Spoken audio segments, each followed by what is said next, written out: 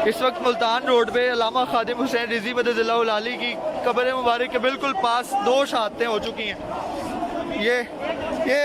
ये सिर्फ एक धरने की कवरेज है, ठीक है।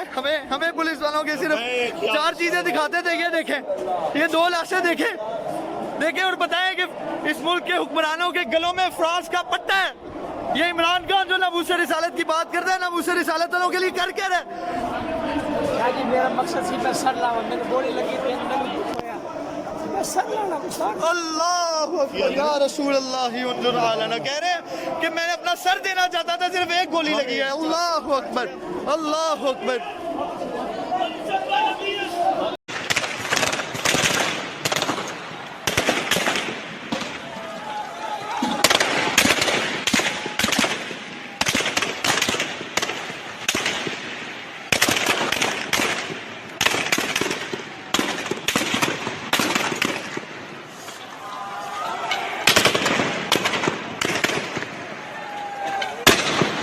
भाग पीछे भाग पड़ा दे।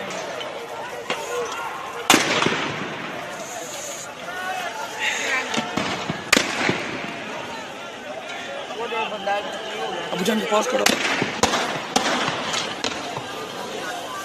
खड़ा हो।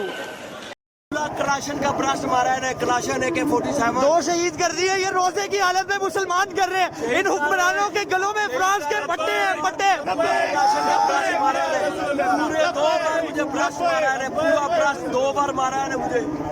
वो शहीद हमारे और जख्मी मुझे बड़े हुए इस वक्त।